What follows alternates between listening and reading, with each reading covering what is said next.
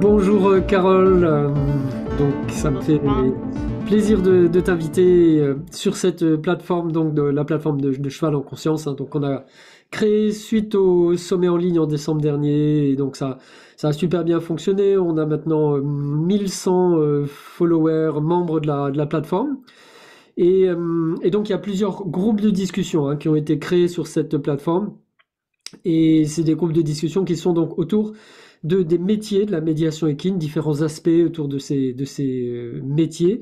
Et là aujourd'hui, je voulais parler avec toi sur les critères de choix de cette profession de la médiation équine, parce que je pense que tu as beaucoup de choses à dire sur le sujet.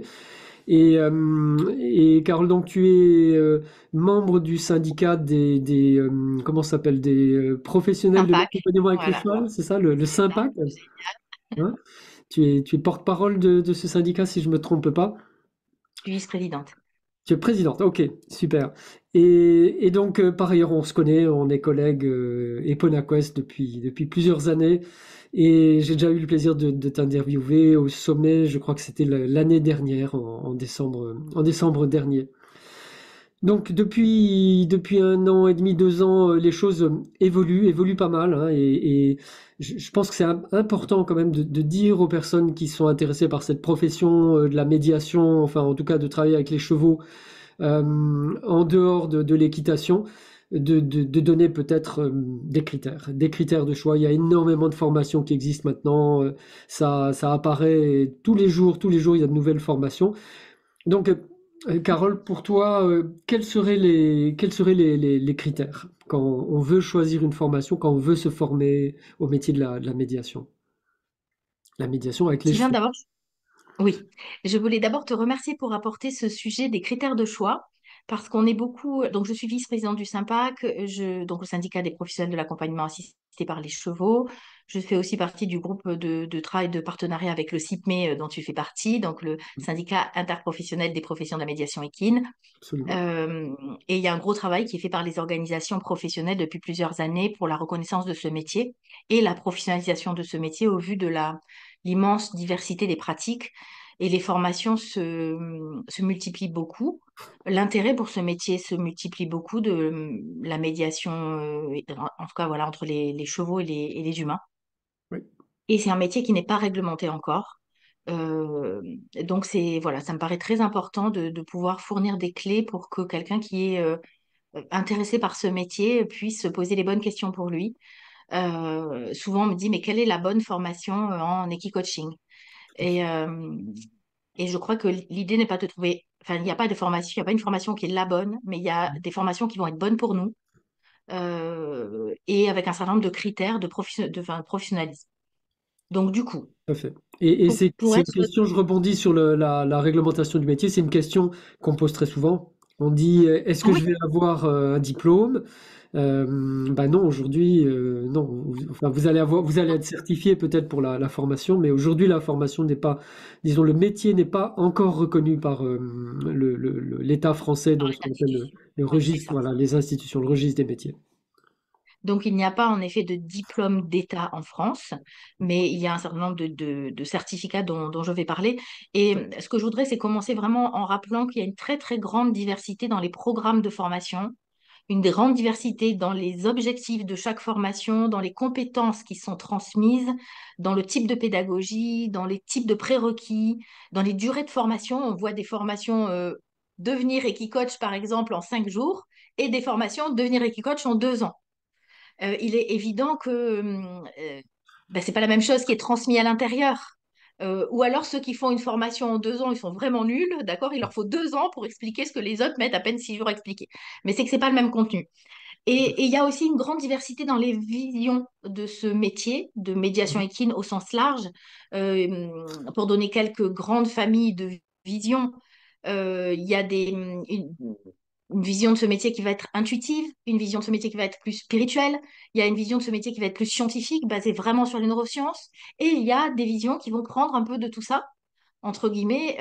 Et donc là aussi, ne serait-ce que sur la vision qu'on peut avoir de ce métier, c'est important de se dire, tiens, quelle est la mienne finalement? Où est-ce que donc, dans quel type de vision je me reconnais le plus? Pour venir plus précisément sur des clés. La première des choses, c'est vérifier la cohérence entre la formation, le programme de formation qu'on est en train de regarder, en fait, et notre propre projet. Qui je suis? Quelles compétences j'ai déjà? Vers quel type de public j'ai envie d'aller, à qui j'ai envie de m'adresser. Est-ce que j'ai plutôt envie de m'adresser dans mon métier, dans mon futur métier de professionnel de la médiation équine? Est-ce que j'ai plutôt envie de m'adresser à des entreprises, à des professionnels, à des particuliers, à des associations? Est-ce que je m'intéresse plutôt à des problématiques de bien-être ou à des problématiques de développement personnel ou d'intelligence relationnelle ou de développement professionnel, de leadership, d'assertivité? Donc là aussi, globalement, de regarder quel est mon projet et qui je suis. Une fois que j'ai ça, je vais vraiment regarder la cohérence entre moi et ce qui est proposé par telle ou telle formation. Oui. Pour faire ce métier de médiation équine, il y a trois grandes compétences qui sont maintenant reconnues. Et à nouveau, j'insiste pour dire que depuis plusieurs années, les deux grandes organisations professionnelles qui représentent ce métier, donc le CIPME et le SYMPAC, travaillent beaucoup et travaillent ensemble d'ailleurs aussi sur ce sujet-là pour définir ce métier, définir les compétences, structurer les formations, faire reconnaître le métier. Et donc concrètement, les deux grandes organisations professionnelles françaises se sont vraiment mis d'accord sur trois compétences qui définissent le métier du médiateur. Premier bloc de compétences, c'est l'accompagnement humain. Concrètement, pour faire ce métier, il faut avoir des compétences en accompagnement humain. Deuxième, évidemment, tout ça se décline par une ribambelle de compétences. Le deuxième bloc de compétences va être la connaissance des chevaux, la connaissance fine des équidés. Et l'idée n'est pas forcément d'être cavalier, mais vraiment de savoir lire le comportement d'un cheval, de savoir assurer dans de très bonnes conditions, dans les meilleures conditions possibles, une interaction entre un humain et un cheval, et que ce soit les meilleures conditions possibles à la fois pour l'humain, mais aussi pour le cheval. Donc vraiment une connaissance fine des équidés. Et le troisième grand bloc de compétences qu'on oublie parfois, c'est aussi la nécessité de savoir concevoir et conduire, c'est-à-dire mettre en œuvre des activités expérientielles, apprenantes pour des humains avec des chevaux. Concrètement, il suffit pas d'être juste cavalier et coach pour être un bon médiateur équin. Ou Euh, cavalier et thérapeute, il y a un aspect pédagogique Exactement. parce qu'on connaît quelque C'est ça. chose qu'on est bon à l'apprendre ou à l'enseigner, absolument. Donc, sur ces trois grands blocs de compétences, donc l'accompagnement humain, les compétences équines et la mise en œuvre d'activités apprenantes avec des chevaux, donc ces trois blocs de compétences, ben, quand nous, on a un projet de se former pour aller vers ce métier, on peut se dire, OK, moi, là, actuellement, où est-ce que j'ai déjà des compétences? Est-ce qu'il y a un de ces blocs sur lequel j'ai déjà des compétences? Si la réponse est non, alors il est nécessaire d'aller trouver une ou des formations qui vont former, qui vont inclure dans leur programme les trois blocs de compétences. Et ça, c'est extrêmement rare. Il est évident qu'en 6 jours, on ne peut pas apprendre tout ça, par exemple. C'est juste pas possible. Mais par contre, une formation de 6 jours, par exemple, va peut-être être spécialisée uniquement sur les compétences équines nécessaires ou sur des activités apprenantes avec les chevaux. En tout cas, sur un de ces blocs. Ou des Donc, modèles. à nouveau, Parfois, les gens demandent des procédures, par exemple. des packages un peu tout faits finalement qu'ils pourraient répliquer. Voilà. Bon, Et après, donc, j'allais dire qu'il y a deux sens- autres grandes compétences qui voilà. sont des compétences qui entourent ce métier. Donc là, on a parlé des trois compétences, on va dire, techniques de ce métier, Oui. mais il y a aussi deux autres grandes compétences à ne pas négliger. Et la première, c'est celle que tu viens d'évoquer d'une certaine manière, Sylvain, c'est la nécessité d'avoir une vraie compétence en réflexivité. C'est-à-dire, c'est un métier où on travaille souvent seul, c'est-à-dire une vraie compétence dans la capacité de s'auto-observer, d'auto-analyser sa pratique, une forme d'intelligence de la pratique, d'ingénierie de la pratique, plus que de appliquer des recettes. Donc ça, c'est vraiment une compétence qui est reconnue maintenant comme étant facteur de performance finalement dans ce métier. Et la dernière compétence que je voudrais évoquer, qui n'est pas vraiment nécessaire à ce métier, mais on se rend compte dans les faits qu'elle est souvent nécessaire, c'est la compétence d'entrepreneuriat. Les métiers de médiation équine sont souvent des métiers où on crée son métier, c'est-à-dire qu'il y a très peu de sociétés qui embauchent des salariés, peut-être un jour, mais en tout cas pour l'instant, le marché français est plutôt un métier enfin, un marché dans lequel on va créer son métier. Et par conséquent, eh bien pour pouvoir vraiment faire bénéficier les gens de toutes les compétences qu'on a apprises, il ne faut pas négliger les compétences d'entrepreneur. Euh, le marketing, la communication, la vente, la gestion, les compétences qui vont faire en sorte que les gens, entre guillemets, nous connaissent et viennent Ouais. nous voir. Donc voilà pour ces 5 grands blocs de compétences, donc 3 blocs métiers et 2 blocs qui sont un peu corollaires. Et donc à nouveau, ces compétences-là, elles peuvent s'exprimer, on va dire, sur des publics différents. On va pas forcément apprendre exactement la même chose dans une formation qui s'adresse spécifiquement à un public entreprise, par exemple sur des problématiques plutôt de leadership, que dans une formation qui va plutôt s'adresser à de la médiation de bien-être à destination des particuliers. Ça reste des compétences d'accompagnement, des compétences équines et des compétences d'activité apprenantes, mais qui ne vont pas du tout être orientées dans le même axe. Oui, Et de la même manière, à destination des entreprises, ça veut dire que les clients seraient des oui, salariés oui, pardon, d'entreprise ou des des groupes, professionnels, comme c'est maintenant ça. ça s'est énormément développé depuis 10 ans. Et je dis ça simplement pour préciser. Oui, tu fais bien. Oui, je suis dedans, moi, donc je me rends moins compte. Mais en effet, une entreprise qui va envoyer une équipe ne va pas avoir du tout la même attente qu'un particulier, par exemple, qui va venir sur un atelier, par exemple, de 2 jours ou sur une série de séances individuelles qui vont avoir un objectif plus personnel, d'une certaine manière.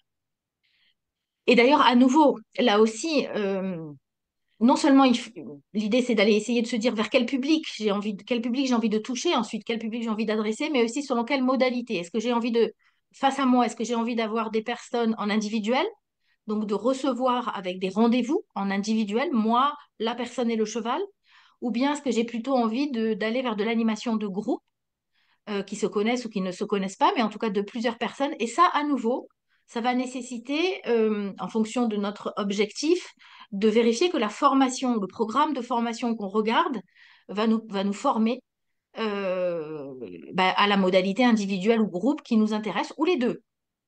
Euh, voilà, donc ça, c'est vraiment les premières clés dont je voulais parler. Donc, le fait de se rappeler qu'il y a donc 3 compétences techniques, plus la compétence de réflexivité et celle de l'entrepreneuriat, le type de public auquel la formation forme, finalement, quel est le public dedans, et est-ce qu'on est plutôt sur une modalité individuelle ou une modalité de groupe, et à nouveau sur quel type de problématiques. Donc, les grandes problématiques enfin, vraiment les grandes familles, ça va plutôt être la famille du bien-être, la famille du développement personnel et de l'intelligence relationnelle au sens large, et la famille du développement de compétences professionnelles qui sont souvent plutôt orientées leadership, mais pas que, hein. Je présente là les grandes familles. Est-ce que c'est clair, Sylvain? Est-ce que ça donne un panorama déjà?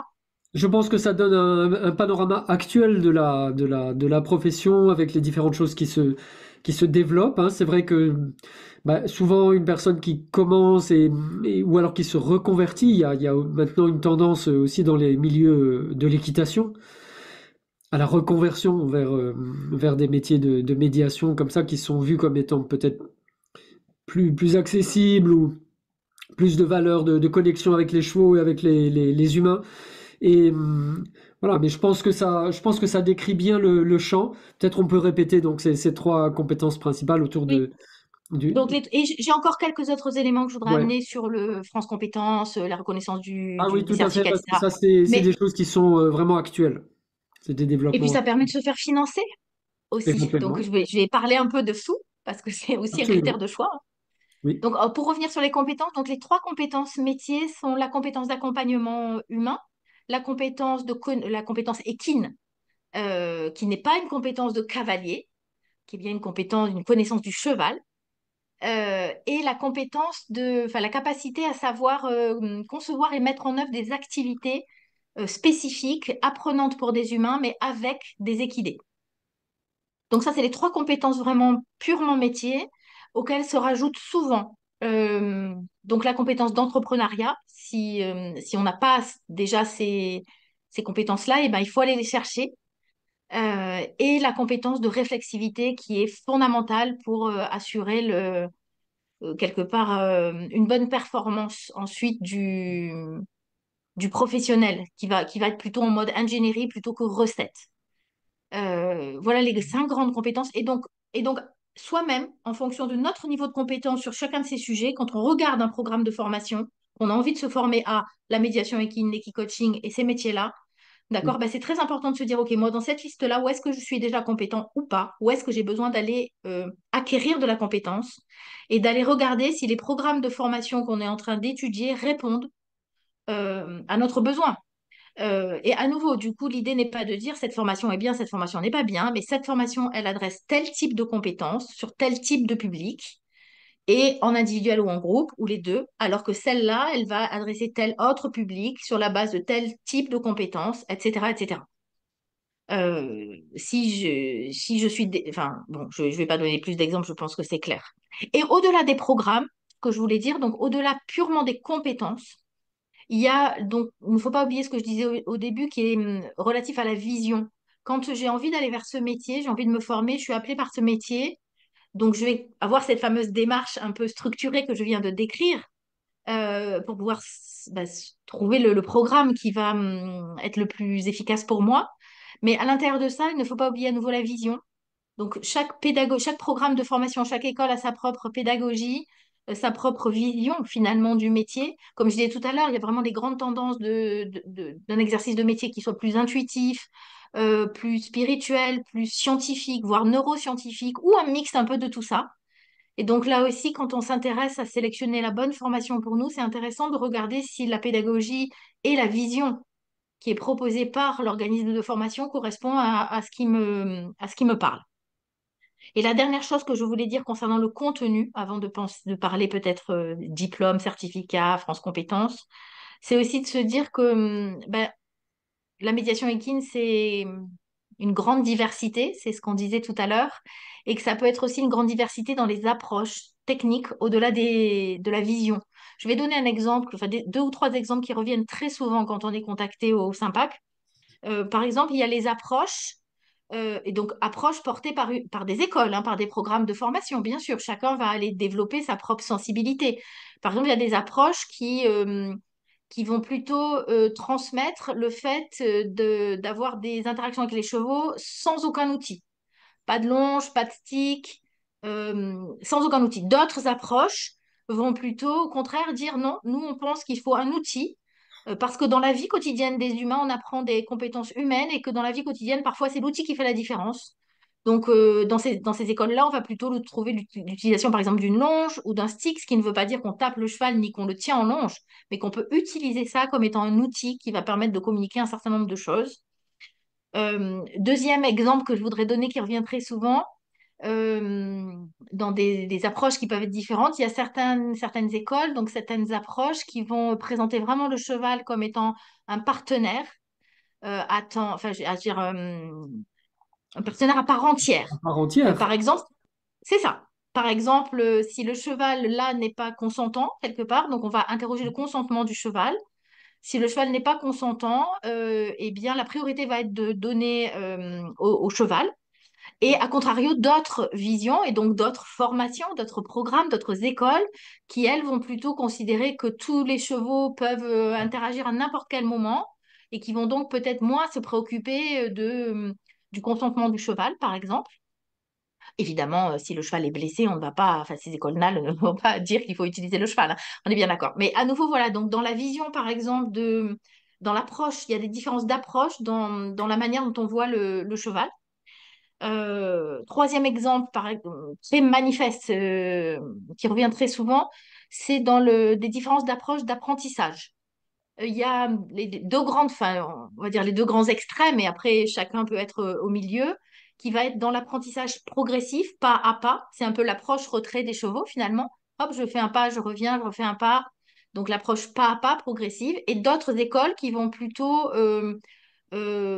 transmettre un coaching ou une médiation équine qui va être plus je jette la personne dans le grand bain tout de suite. Donc là aussi, voilà, on voit des approches qui sont différentes. Et donc à nouveau, L'objectif ne me semble pas de dire il y a une bonne approche ou une mauvaise approche, mais il y a celle avec laquelle je vais me sentir moi en cohérence, moi qui cherche une formation dans ce métier, donc vers lesquels je me sens en cohérence. Et du coup, je vais aller regarder, interroger les programmes de formation, les écoles, les anciens élèves. Pour tous ceux d'entre eux qui vont nous regarder là et qui se posent ces questions-là, quand vous contactez une école, un programme de formation, évidemment, demandez les documents, demandez le programme, demandez la pédagogie, les prérequis, demandez tout ce dont, les prix, évidemment, mais éventuellement demandez à parler à des anciens élèves aussi, à des gens qui l'ont vécu, voire même contacter des gens que Absolument. vous trouvez sur le web qui sortent de telle ou quelle école, d'accord, qui sont entre guillemets pas prévenus que vous allez les appeler et voyez ce qu'ils vous disent. Euh, et à nouveau, l'idée ne va pas être de dire, oh, il m'a dit que c'était bien ou que c'était pas bien, mais est-ce que dans ce qu'il me dit, je me retrouve moi, mes compétences et mon projet? Tout à fait. Donc voilà pour ça. Et à nouveau, vraiment, je voudrais insister sur l'immense diversité. On a des formations en médiation équine et coaching qui font quelques jours, 3, 4 jours, jusqu'à des formations qui font des mois. Donc il est évident qu'entre 15 heures de formation et 400 heures de formation, on n'a pas le même contenu. Et à nouveau, ça ne veut pas dire qu'une est meilleure que l'autre, mais elle ne s'adresse pas aux mêmes personnes qui recherchent pas non plus la même chose. Absolument. Euh, voilà. Tout à Euh, fait. Et est-ce donc, on que... imagine aussi, bien sûr, que le prix d'une Oui. formation qui dure 15 Alors, heures, c'est pas le même prix qu'une ben formation non. qui dure 400 heures et c'est pas le même investissement. Et encore. Euh, Et encore. Euh, Mais et encore. malgré tout, c'est pas le même Non. investissement personnel, en temps, Non. travail, etc. Et c'est globalement pas le même prix non plus. Le rapport horaire, évidemment, va être très différent, mais bien sûr. Donc au niveau du prix, et peut-être même juste avant de parler du prix, parce qu'évidemment Oui, le prix, ça rentre en ligne de compte, mais si un jour vous avez envie de comparer une formation de 6 jours et une formation de 50 jours, euh, bah, à nouveau, les prix vont pas être les mêmes, mais le contenu va pas être le même. Et ça veut pas dire que c'est celle de 50 jours qui intéresse, qui sera la meilleure pour la personne, d'accord? Il y a un panel tout autour de ça. Donc n'hésitez pas à bien regarder ça. Ne regardez, enfin voilà, je m'adresse à toutes les personnes qui regarderont cette interview, vraiment ne regardez pas que le prix, bien qu'il faille regarder le prix. Et concernant le prix, je vais faire un petit encart concernant France Compétences. Donc France Compétences, c'est l'institution oui, qui représente l'État en France concernant les formations professionnelles c'est ça. et en La particulier représentation des métiers. hum, qui gère donc les listes, entre guillemets, les registres de formations reconnues et de diplômes reconnus ou non reconnus en France. Mais en tout cas, c'est France Compétences qui gère les formations qui vont pouvoir donner accès à un financement, notamment par le compte personnel de formation, donc le fameux Le fameux CPF. CPF, donc. Oui, C'est ça.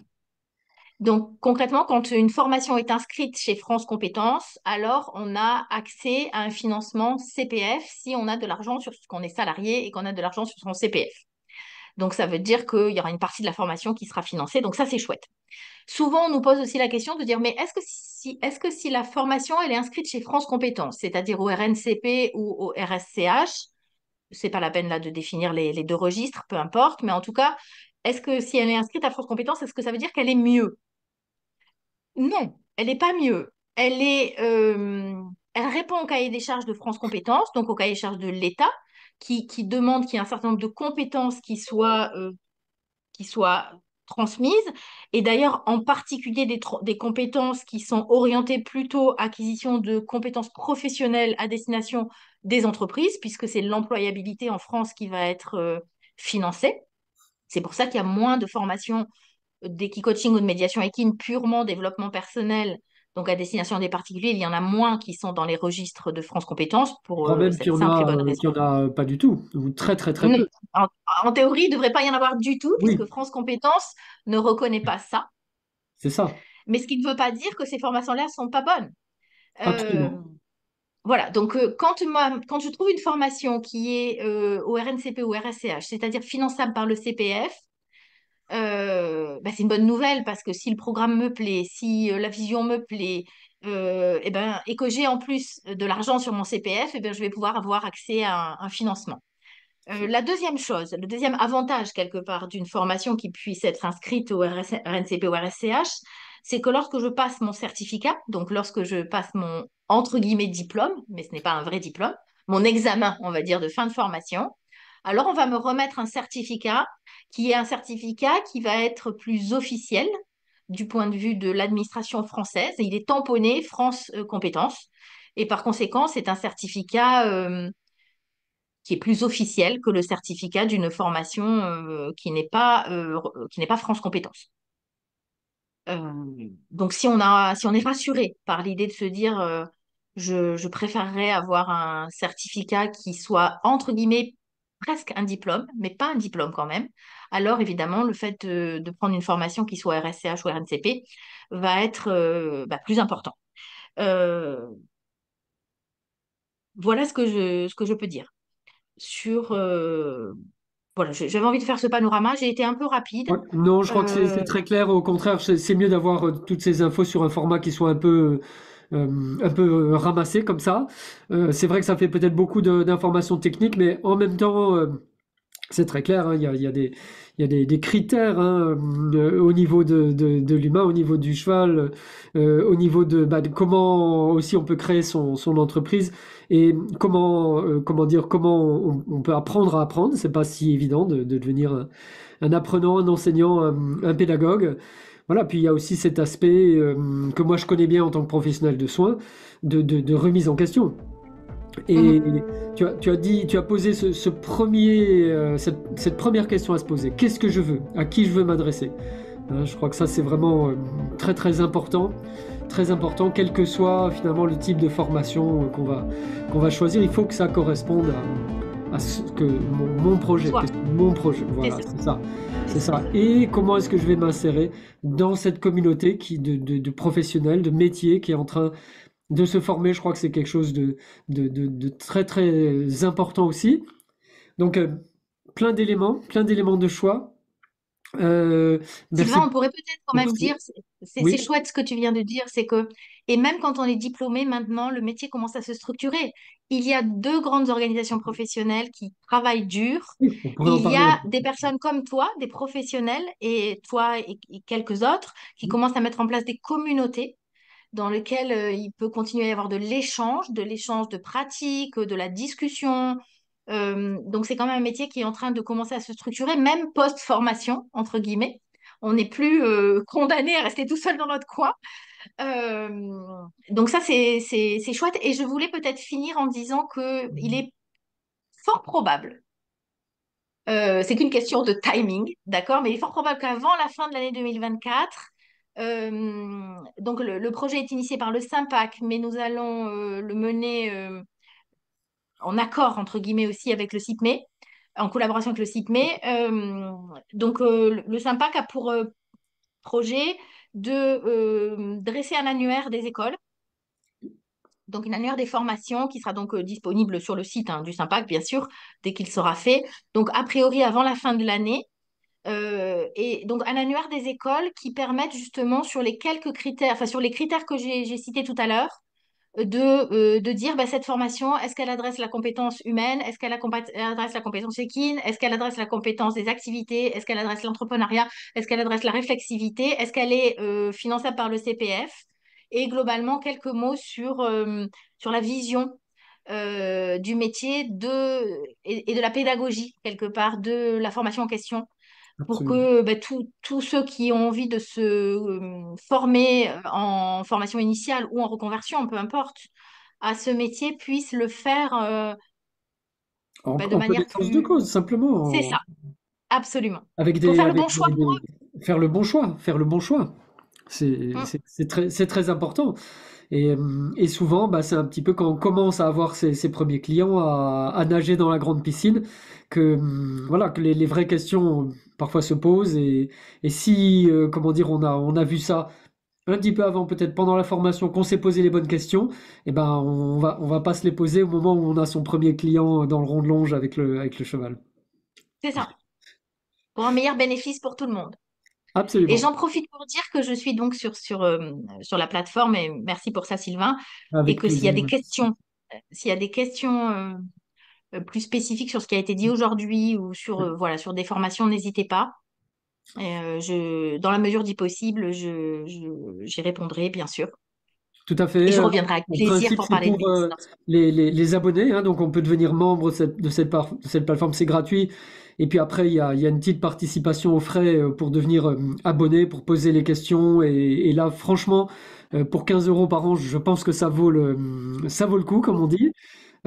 Surtout parce que bah, c'est ce que je dis depuis à peu près 6 mois. Au cours de l'année 2024, la profession va se structurer à cause des syndicats, à cause disons, de la croissance des organismes de formation qu'il y a partout, hein, qui poussent un peu comme des champignons. Et donc, c'est le moment de faire les bons choix. Et un grand, grand merci, Carole, de nous avoir donné ces éléments, ces critères, des éléments actuels aussi, hein, qui sont vraiment actuels de février 2024, pour que ben, je trouve la formation de laquelle je rêve, qui me correspond et qui va me permettre de rencontrer mes clients Et qu'il idéaux soit professionnel. Mm. et qui me permettent d'exercer un métier de façon professionnelle. Absolument. Grand merci. Merci à Et toi, Sylvain, pour le métier. Et puis, ben, comme je disais, donc l'interview va être mise sur la plateforme. Et s'il y a des questions, merci Carole, en tout cas de cette proposition, d'y répondre. Hein, ce sera peut-être pas au coup par coup, mais Non, non. voilà. J'ai dit qu'à peu près au moins tous les 15 jours, on fera une session comme ça Ok. de questions-réponses en ligne pour les personnes qui auraient vraiment des questions, des choix au niveau de quelle formation me... N'hésite pas à me solliciter vraiment, Sylvain, sur ce sujet, vraiment, avec plaisir. Bah, c'est moi qui te remercie avec grand plaisir. Et à bientôt en tout cas sur la plateforme Cheval en Conscience. Merci beaucoup, À Carole. bientôt, tout le monde. À bientôt.